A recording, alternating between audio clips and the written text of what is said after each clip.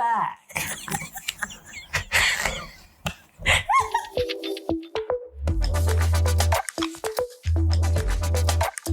Welcome back to season 2 of your favorite podcast, Change Ed. Changed. I am still your favorite host. No, you can't say that. You need something new for season 2 because no one believes you. That's right. We are back. Your favorite team. There it is. Minus 2 of them on the team. We can't even be included. Not season 2. We're going to be nicer to each other. Who said? Who said? This feels like a New Year's resolution. We said that, and now we're so far enough away from it. January 2nd, and we're like, nope, not no, I'm back to the I old already gave up on feelings. the diet. It's fine. How is your mother, Tony? I'm very curious how she's doing. January 1st was great. Please tell her hello, and I have nothing but respect for her son. So, But you don't even ask about my mom. how is your No, mother? don't talk about Cheryl.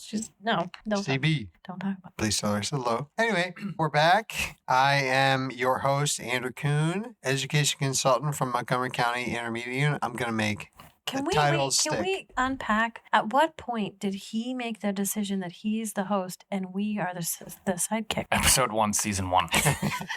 And we just rolled with it. Yeah. Okay. Before you joined, it was day 1, I know. season 1. I'm sorry. I believe the birthplace was Penn State University. the Hyatt place. The Hyatt place. Camp. I was there for that. I just wasn't allowed to be on because I'm a female. I didn't say it. Wow. This season is already, We're my just gosh. gonna air it all the out, so editing. everybody- No, there's no airing. editing. There's no airing of anything. No editing. I think people need to know the truth, Andrew. The truth is Festivus. that I got a lot of problems with you people. the truth is that I did a lot of interviewing for other co-hosts over the summer. Mm-hmm. And? It didn't pan out the way I'd hoped, so you two are both back. Mm-hmm. I can't wait till we get video so people can see How we actually... the look on my face when you talk to me. I'm curious from each of you... Wait, we still haven't told who we are. Oh, well, that's, Okay. I guess people don't need to know. And here with me is... I'm Patrice Semachek. We're not doing titles. No titles. But here's the thing. It's not a democracy. It's a dictatorship. Wow. Tony Marabito, IU21.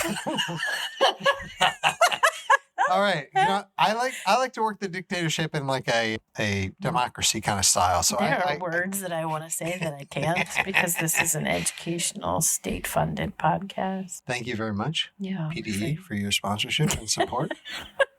What are we talking about today, Andrew? What are we talking about? What are we hopeful for this year? We talked about ideas of like, oh, we're ending it. We're like, here's what we think is going to happen. Just like the New Year's resolutions, are they the same? Is it something different? We're on the cusp of the new school year. It's going down. What do we see? What are we hopeful for? I think when we first started this, we were just hoping that we could get maybe 5 to 10 listens other than my family. So the fact that we were able to get over 3,000 in our first 10 months of an education podcast, Kind of big. I thought that was a pretty big win. It skyrocketed once I joined. Oh, without a doubt. Yeah. Yeah, less Andrew, more Patrice. Mm-hmm. Once we started doing that, that was the magic algorithm. There's shirts for that, Les Andrew. That'd be great. That'd be great. Maybe we should put that on a mug.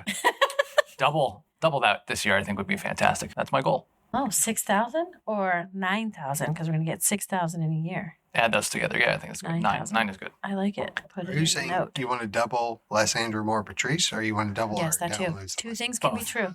Two things can be true at one time. Patrice, I'd love to hear your insight. Well, I second what Tony said. I think doubling our listens would be amazing. I am really looking forward to the opportunity for the three of us to have conversations. I think we've done a really great job of connecting people and bringing people on board and hearing those things. I'm really looking forward to when opportunities for the three of us to sit down and talk and spend more quality time with my favorite men. And if they're not available, you'll take Tony on. Well, Tony's one of my favorites, but you'll do. Okay. I'm trying the Andrew, New Year's resolution of being nicer. how's that working out for you? Horrible. Didn't even go 30 seconds into that Tastes gross. episode. What are you looking forward For to? myself, I really want to give a nod of the hat to our listeners. As we were establishing ourselves, Pandering.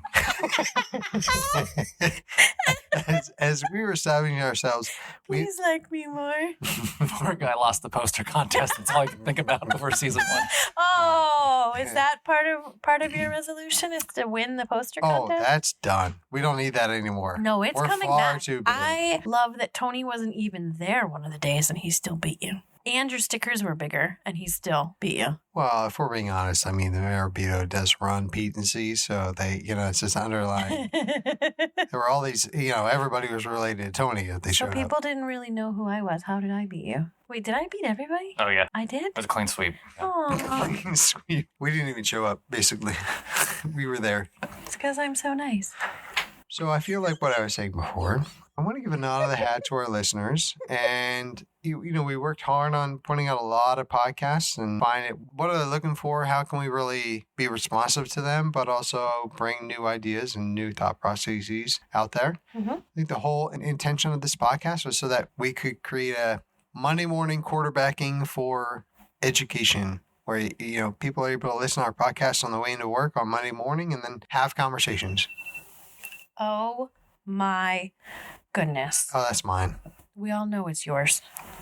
Go ahead, Tony. Go ahead. You're leaning The in. light on the back of that. He puts it in my face. He puts it on my face. He'll come up to me and stick it in my face. And I don't understand when Pop needed the light to show up that he has a message. But because of how it sounds in my ears, I thought it was one of yours. That was really helpful. Nope.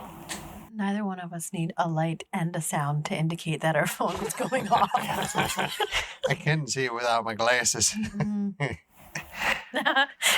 All right. So we are in the thick of season 2.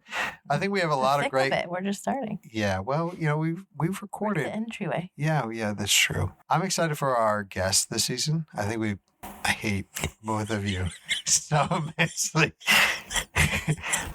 This being nice to you two is it feels like torture. This is why I need it once a month. So you have to be nice to me once a month. Guys, I think what's successful is how professional we are on this podcast. That's what makes it such a success. Or my charm. One of the two. Gonna go with the professionalism. Our fans were asking, what are the biggest changes that we've seen since we started working in Steels to now? What's so different? What are we missing? What have we not been talking about? A question I often hear now that we've been at this and we have the unique opportunity to be able to work with teachers and train in the Steels realm. Mm-hmm. We're kind of over the theory of what is three-dimensional learning, things like that, because they've heard it all now. They kind of want to see what it looks like in the classroom. They want concrete examples. I think most teachers now embrace 3D learning. They just want to be proficient at it. And so they want concrete examples. They want to see how it's done. So that's kind of what they bring up to me. They would love to see the videos when we showed the Mount Everest, the example that we do during the immersive, where the teacher kind of gets up in front of the classroom and shows the different diagrams and the students working together. I think bits and pieces and morsels of lessons that are being taught, teachers kind of sharing their experiences. I think that's kind of helpful. And getting more of that, maybe getting teachers on the podcast that would be willing to share their experiences. I think that will go a long way to making other teachers feel comfortable kind of teaching in this new Steels light. Totally agree.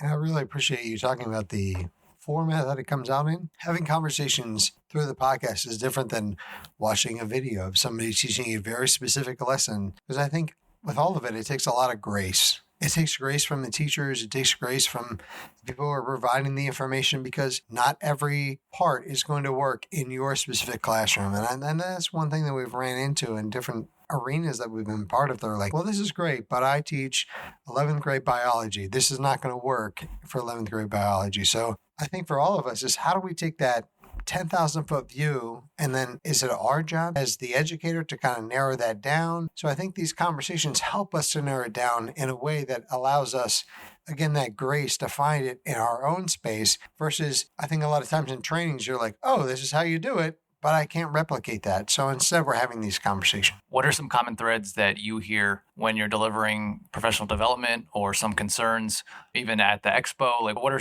teachers still wanting to learn about when it comes to Steels? Time time at the elementary level. How do you fit it in? Where do you cut time from? There's a very limited time in our day, and all of these initiatives are coming down, like science of reading and the math and all these things you have to try and fit into a day. The other thing that I hear a lot is at the elementary level as well is the content.